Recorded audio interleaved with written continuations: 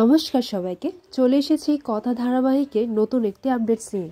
আজকের গল্পের শুরুতেই আপনারা দেখতে পাবেন কাকিয়ার হাতটা সকাল সকাল কাজ দিয়ে কেটে পড়ে। আর তখন সঞ্চিতার মনে পড়ে যে বাইরে থেকে লোকেরা যে কাজটা ভেঙে দিয়েছিল, সেই ঘটনার কথাটাই সঞ্চিতার মনে পড়ে যায়। অন্যদিকে দেখা যায় মান্ডবী প্রমিতকে বলে, তুমি তো গুহবাড়িটা কিনে নিয়েই সেই বাড়ির মধ্যে ঢুকে তারপর তাদের সবার ভিটেটা নাড়াতেই পারতে, আর অ্যানিকে তোমার ভালোবাসার জালে ফাঁসিয়ে ওদের সবাইকে বিধ্বস্ত করতে পারতে। এরপর প্রমিত বলে, তুমি এই কথাটা বলছো ম্যান্ডি? ওরা তো তোমার একসময় খুব ভালো বন্ধু ছিল। মান্ডবী বলে, হ্যাঁ ছিল, কিন্তু ওরা সবাই জানতো আমি এভিকে কতটা ভালোবাসি। কিন্তু কথা যখন আমাকে বিপদে ফেলেছে, ওরা কেউ আমাকে সাপোর্ট করেনি, ওরা কিচ্ছু করেনি, তাই আমি সবার থেকে রিভেঞ্জ চাই। মান্ডবী উত্তেজিত হয়ে পড়লে প্রমিত বলে, রিল্যাক্স, কুল, এইভাবে ওদের কাছ থেকে রিভেঞ্জ নেওয়া যাবে না। ওদের কাছ থেকে বদলা নিতে গেলে আমাদের ঠান্ডা মাথায় ভাবতে হবে। তাই আমি আগে থেকেই সবটা প্ল্যান করে রেখেছি। আমি অগ্নির বিষয়ে পুরো স্টাডি করেছি, ওর স্কুল, কলেজ, এই সমস্ত কিছু। আর স্টাডি করে জানতে পেরেছি যে এই হচ্ছে, যে ছবিতে দেখা যাচ্ছে, সে হচ্ছে প্রমিত শর্মা। আর তার থেকে শুরু থেকে আমি অগ্নির সামনে এই প্রমিত শর্মা নামটা ড্রপ করে গেছি। ও এখনো বুঝতে পারেনি, কিন্তু প্রমিত শর্মা ওর ছোটবেলার বেস্ট ফ্রেন্ড ছিল। বান্ধবী এই প্ল্যানটা শুনে খুব খুশি হয়, বলে যে এটা তো একেবারে দারুণ আইডিয়া, তুমি তো একেবারে ফাটিয়ে দিয়েছো। আচ্ছা, আমার কাছে একটা প্ল্যান আছে। যারা ওই সুস্থ টনিক খেয়ে অসুস্থ করার নাটক করেছে, মানে আমাদের কথায় যারা এই কাজগুলো করেছে, তাদেরকে দিয়ে আমি একটা কাজ করাই। তারপর এই প্ল্যানটা শুনে প্রবীণ বলে, ওয়াও, তোমার তো খুব বুদ্ধি আছে, তাহলে ঠিক আছে। বান্ধবী বলে, আমি কাজে লেগে পড়ছি। এইদিকে দেখা যায় অর্ণার জন্য তার পছন্দের ফুল কেউ পাঠায়। আর এই ফুলগুলো দেখে সবাই বলে, তুই কি বুঝতে পারছিস, তার মানে কি ইনি কি তিনি?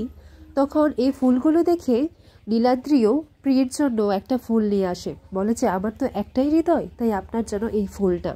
এটা দেখে সবাই হাসতে লাগে।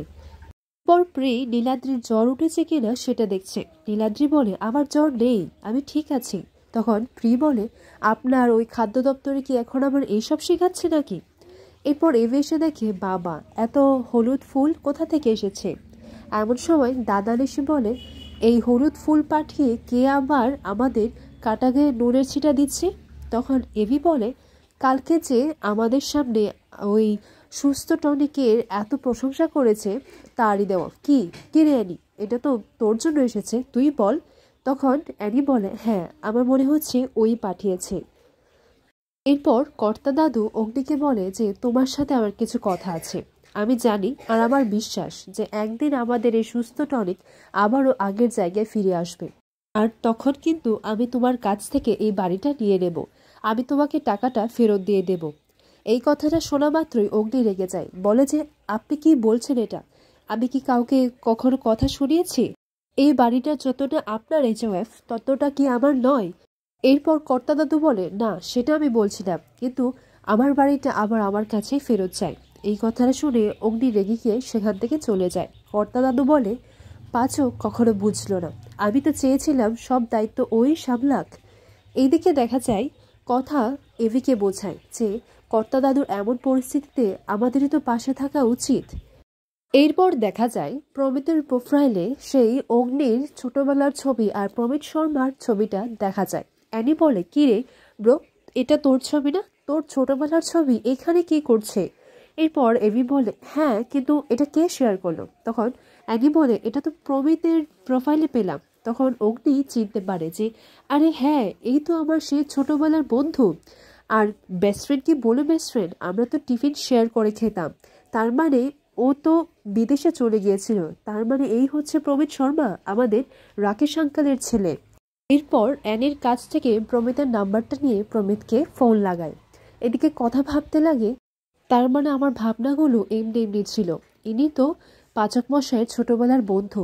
ভাগ্যিস আমি ওনাকে কিছু বলিনি, না হলে উনি তো আমাকে ভুল ভাবতেন। এদিকে চুনি বলে, তুই আর বেশি কিছু ভাবিস না কথা। আগামী পর্বে দেখা যায় ম্যান্ডি একজন অ্যাডভোকেটকে টাকা দেয় ওই ভুয়ো মানুষদের হয়ে লড়তে। আর সুস্থ টনিকের বিষয়ে যে আরোপ লাগানো হয়েছে সেটা যেন কোর্ট অবধি যায়। আর তারপরে দেখা যায় যে গুহবাড়িতে কোর্ট থেকে নোটিশ যায় যে যে মামলা করা হয়েছে আর যারা অসুস্থ হয়েছে তারা ওদের বিরুদ্ধে কোর্টে মামলা করেছে আর ওদেরকে হাজিরা দিতে কাল থেকেই যেতে হবে কোর্টে। এইটা দেখে সবাই অবাক হয়ে যায়। কোর্টের কথা শুনে সবার মন বিচলিত হয়ে যায় যে এই বয়সে এসেও এসব দেখতে হচ্ছে। আগামী পর্বে আপনারা দেখতে পাবেন যে কথা এই নতুন বিপদ থেকে গুহবাড়িকে কি করে উদ্ধার করতে পারে।